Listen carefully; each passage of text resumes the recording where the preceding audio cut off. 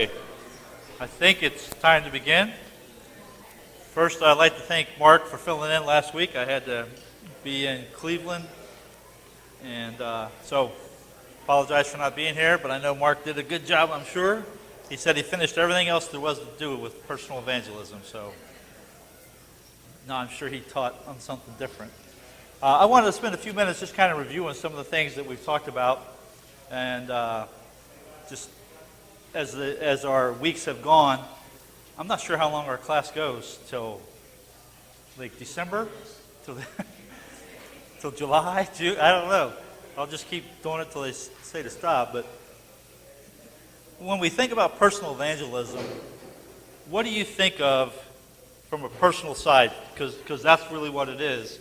Each one of us individually, what evangelism means to us. Now's when I wait, quiet, till people respond. Herschel, what does evangelism mean to you? Save souls. Okay, Joe?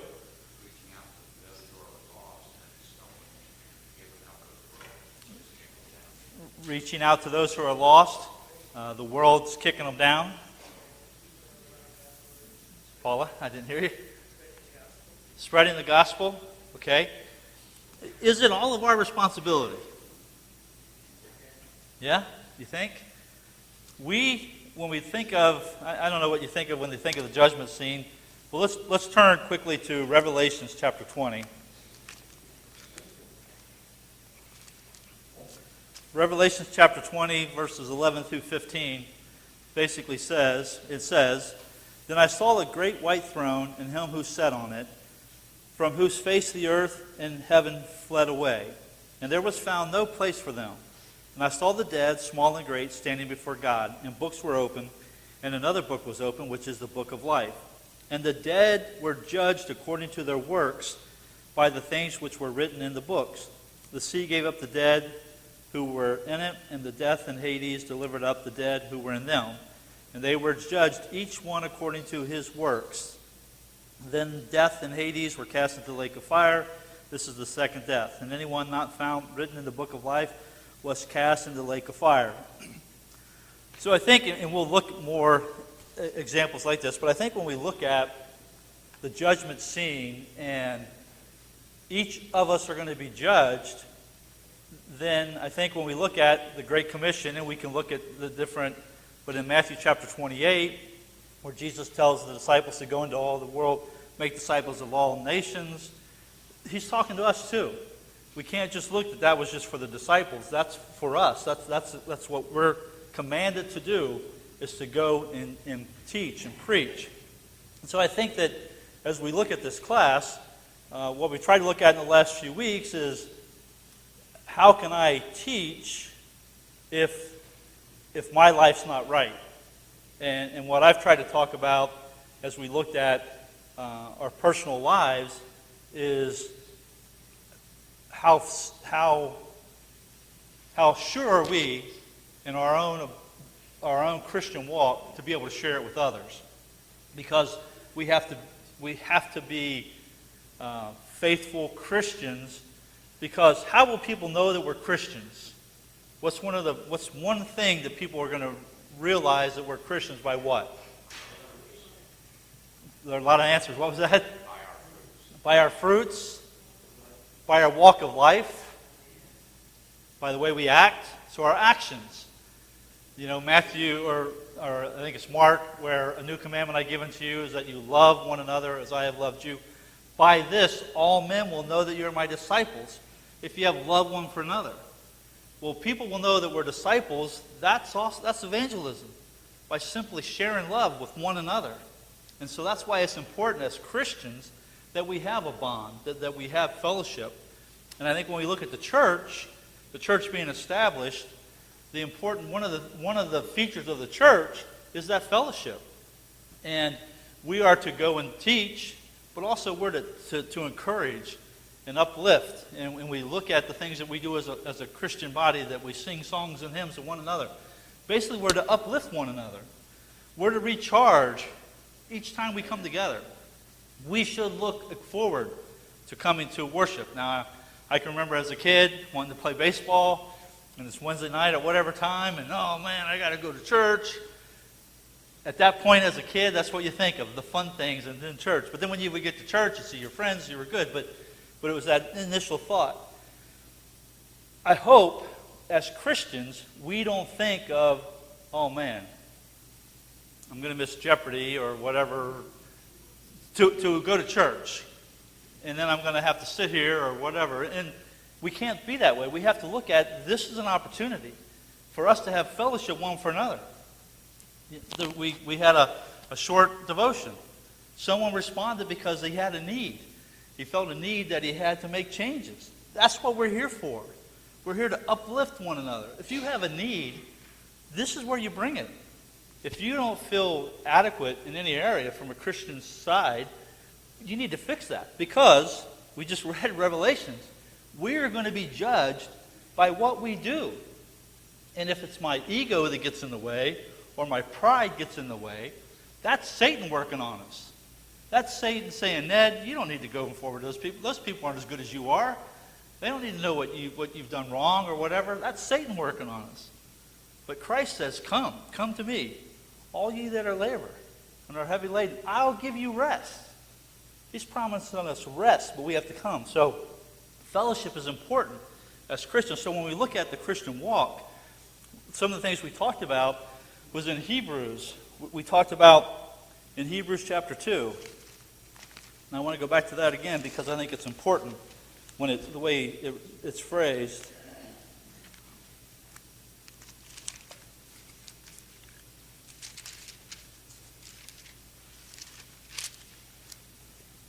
Hebrews chapter 2 verse 1. Therefore we must give the more earnest heed to the things we have heard, lest we drift away. And we talked quite a bit about that drifting away, but we also talked about the more earnest heed. You know, he's telling us there to pay attention. You know, when I was in college or high school or whenever, when a teacher said, this is going to be on the test, when they said that, what happened to me? Oh man, right? Say it again. What is it? I didn't care about anything else, but when they said, this is going to be on the test, I paid attention. Right? Who did? I mean, am I the only one that did that? So, he's telling us here, pay attention.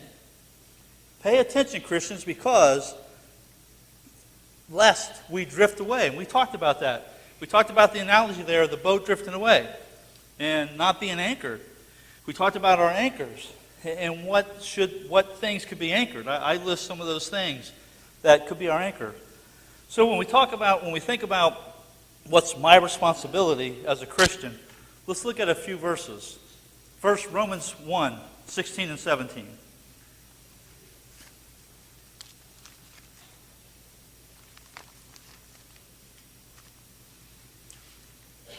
Romans 1, 16 and 17 says, For I am not ashamed of the gospel of Christ, for it is the power of God to salvation for everyone who believes, for the Jew first and also for the Greek. For in it the righteousness of God is revealed from faith to faith, as it is written, the just live by faith.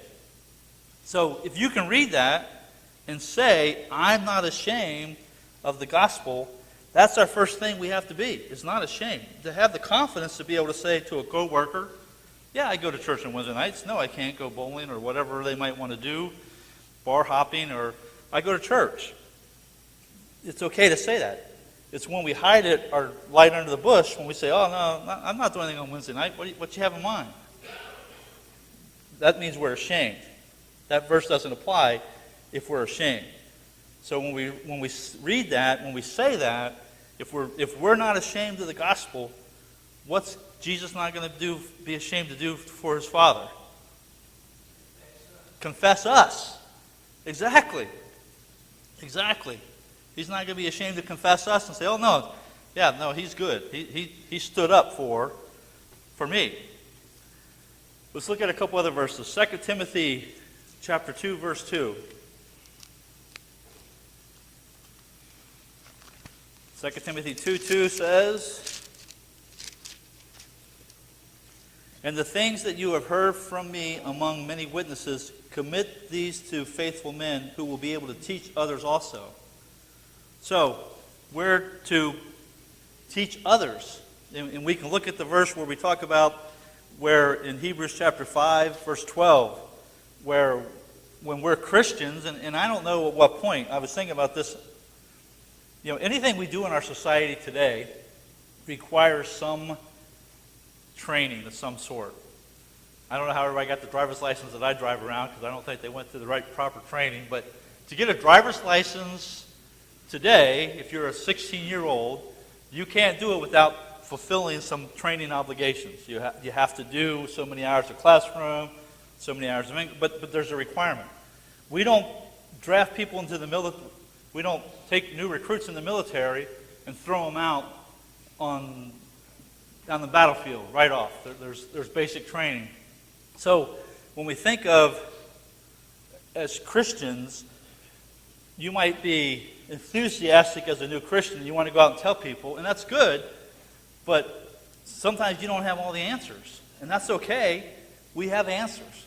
It's just knowing who to go to and to learn. And when I think about, as I teach this class and I think about it, I think that we're not commanded to have Bible class. Show me where it says meet Wednesday nights at 7 o'clock. It doesn't say that, does it? But why do we do it? We do it to learn. We do it for fellowship. Think about the Bible classes on Sunday mornings where our young people are taught, where we're taught. That's a time where we can teach and we can learn. When we don't take advantage of that as Christians, we're losing that opportunity. But that's what it's designed to do, for us to teach. So if we don't know how to do something, now's the time to learn. So we have an opportunity to learn. We just have to put forth the effort ourselves. Also, Mark 16, 15, and 16.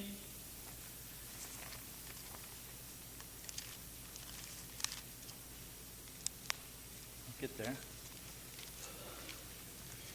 And I have all these things marked, but by the time I get here, the marks aren't there. And Mark 16, 15, and 16 says,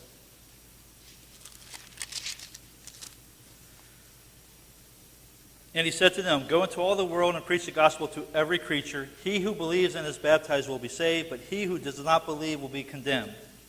All it tells us to do is teach. That's all we're to do is teach. If someone doesn't accept it, it's not on us, but we're commanded to go teach to every creature. And so when we look at what's required of us as Christians, I believe it's easy to see that's what required of us is to go teach in some form or another. Now we can spend the next however many weeks it is talking about what's evangelism, from clothing drives to feeding people to there's all kinds of things we could do. But what we need to look at is what's required of us as Christians. What are we to do? 2 Corinthians chapter 5. I think this is a good verse. 2 Corinthians chapter 5, 20 and 21 says, now then, we are ambassadors for Christ, as though God were pleading through us. We implore you on Christ's behalf, be reconciled to God. For he made him who knew no sin to be sin for us, that we might become the righteousness of God in himself. What's an ambassador? In our world today, what's an ambassador? Okay? And we have ambassadors from our country who go to where? Every country that would accept somebody, we have an ambassador there, don't we? And if we have the wherewithal, we have embassies in all those countries, so it's kind of, in Russia, there's part of USA in that embassy, but we have ambassadors. And what do the ambassadors do?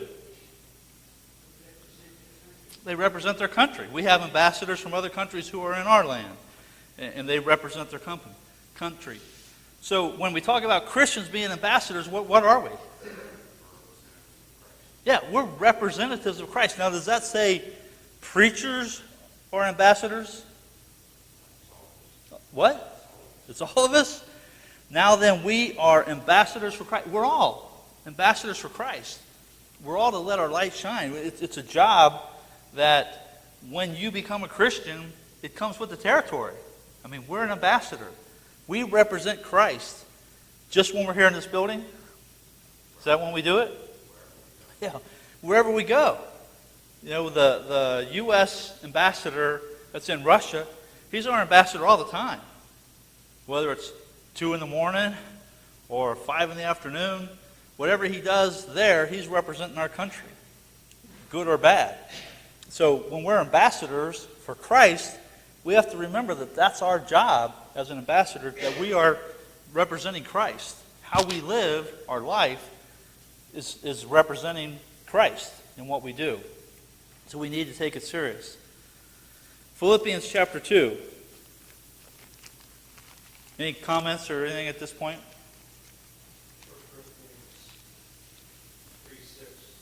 1 Corinthians 3:6. Okay, 1 Corinthians 3:6.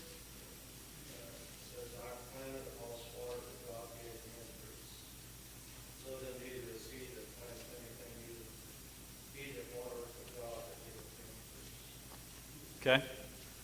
If you didn't hear that, basically it was the verse that talks about one person plant it, one person harvest, and it's we just plant. It's God who harvests. So we don't walk around with tallies on our belt how many people that we've baptized. Now, some people might do that, but if we do that, we're doing it in the wrong way. So it's God who harvests. Whatever we do, God is who's the reconciler of those who are. Yes. Yep, that's what we do. Philippians 2.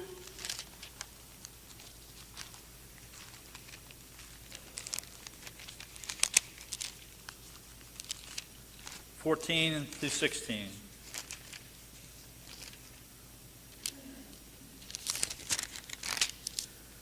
Do all things without complaining and disputing, that you may become blameless and harmless, children of God without fault, in the midst of a crooked and perverse generation, among whom you shine as lights in the world, holding fast the word of life, so that I may rejoice in the day of Christ, that I have not run in vain or labor in vain. So in a crooked and perverse generation, what are we to do? Let our light shine. We're to let our light shine. So I think it would be safe to say the world we live in today is a pretty crooked and perverse generation, isn't it?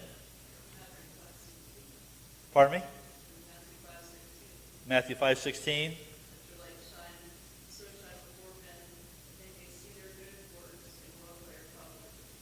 Okay, that goes with this verse, Matthew 5:16. Let your light so shine before men. So that's basically what we're to do as Christians. Again, it's not an option. We've all been given a light. It's what we do with that light. We are all ambassadors. It's what we do with it. Because we are going to be judged by our works. In Matthew 7:15,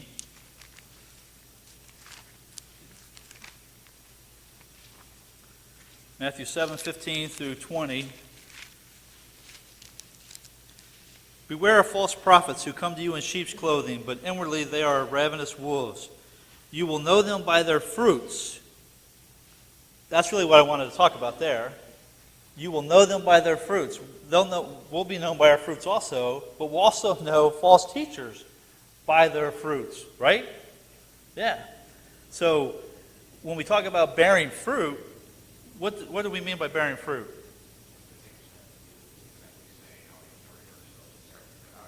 Okay, so Joe says basically it's whatever we do, we're bearing fruit. It's everything about us by the way we live our lives and what we do. Anybody else with fruit, bearing fruit? Yeah, we have fruits of the Spirit. And we'll talk about some of the things when we talk about our anchor. We may not get there tonight, but we talked about faith and what faith was, and then add to your faith virtue. We want to spend some more time talking about those things. But when we talk about we're ambassadors, we're a light, and we bear fruit, it's good fruit or it's bad fruit.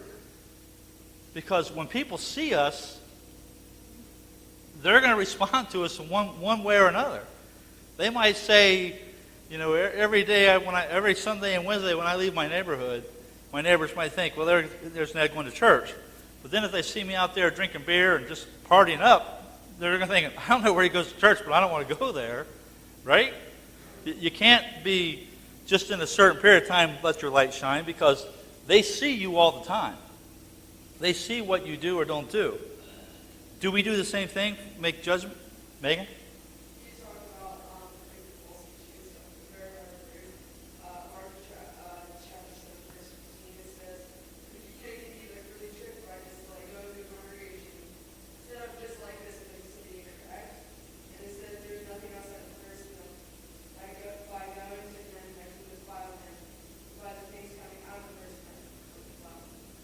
Exactly.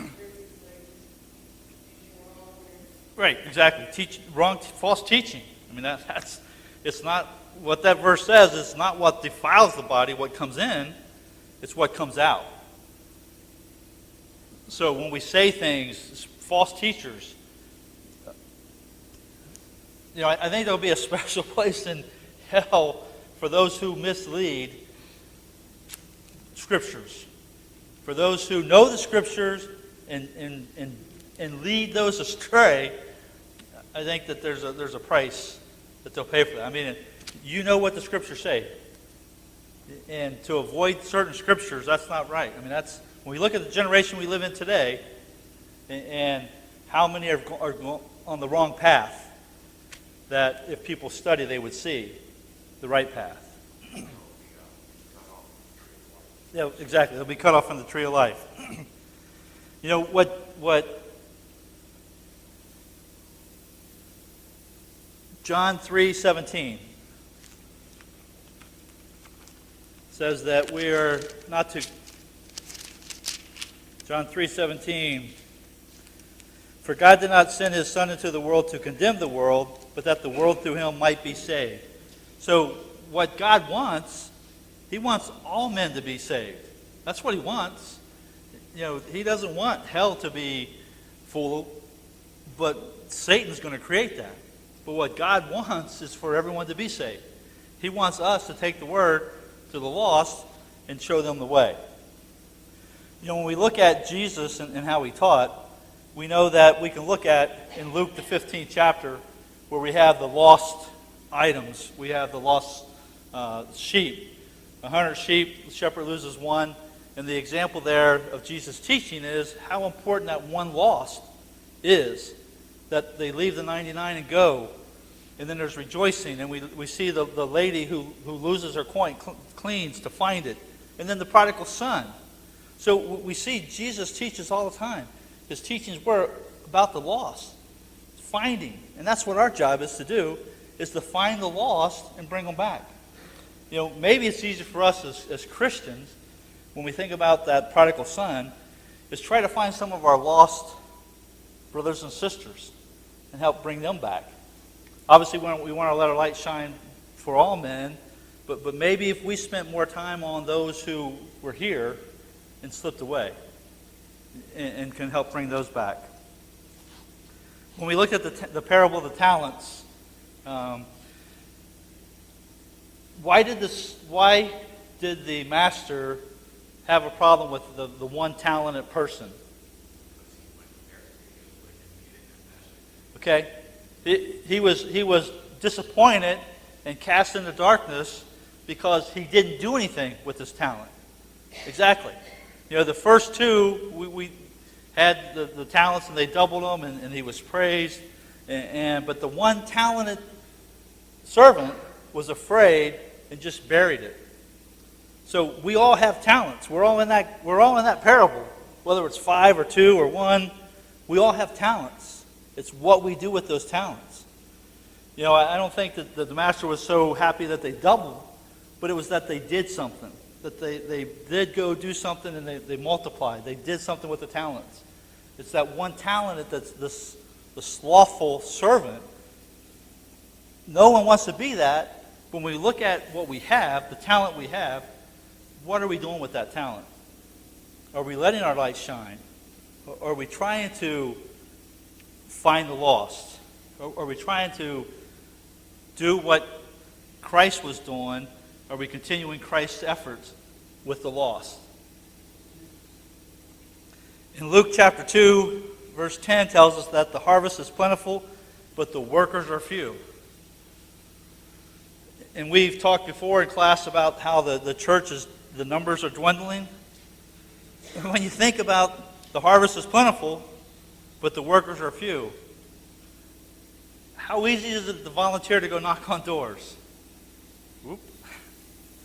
How easy is it to volunteer to do something? I mean, it's hard to get volunteers to do anything anymore.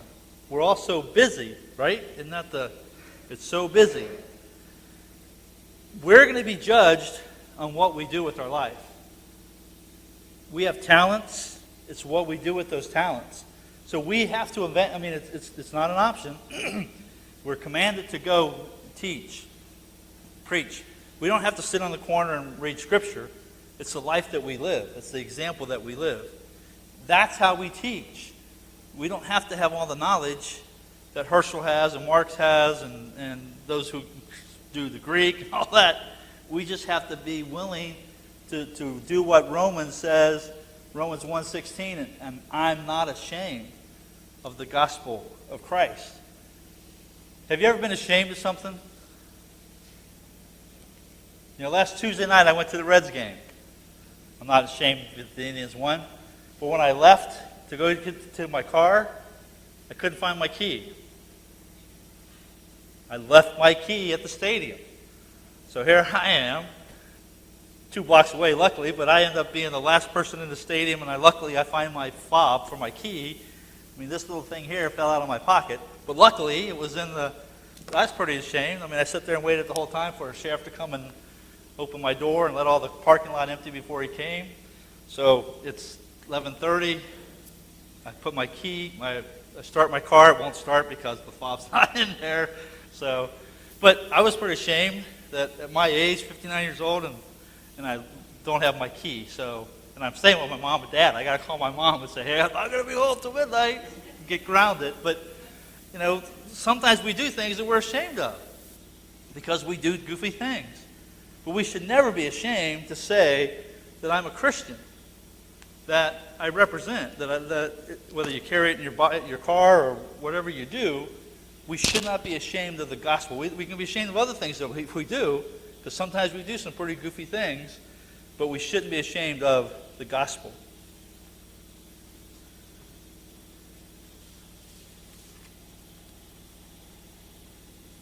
Galatians 6:7, do not be deceived.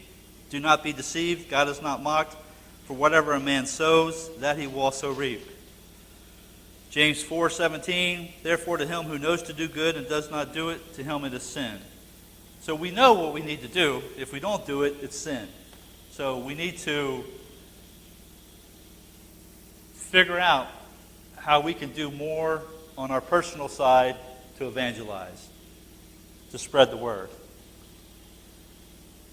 We won't get into it now since we don't have enough time, but think about an automobile. Now, this really goes back.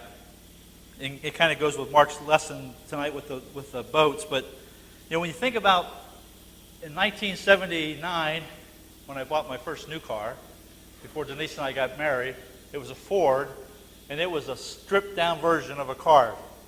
Who knows what that means? Basic.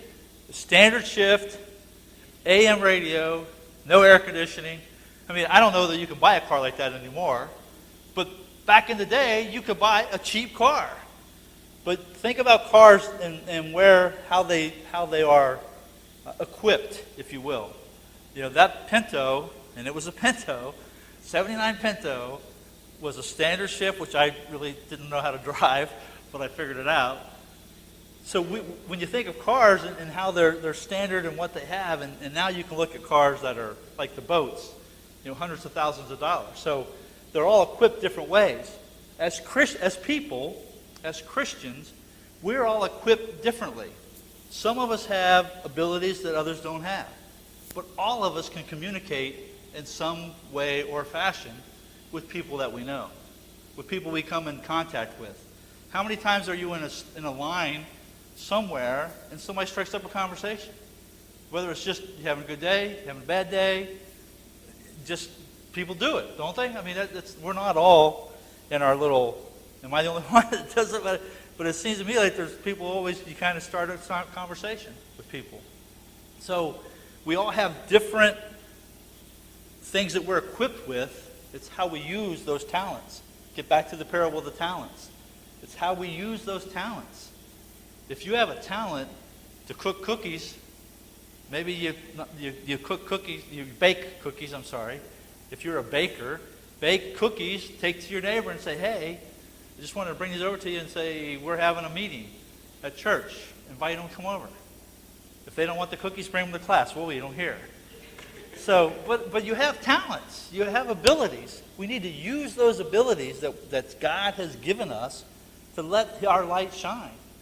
And it can be anything. There's so many things we could do, but we have to do it. Because we are going to be judged by what we do or don't do. It's that simple. Anything else? Comments? Okay, then I'm going to let you out a minute early. Don't tell everybody that. Don't get used to it.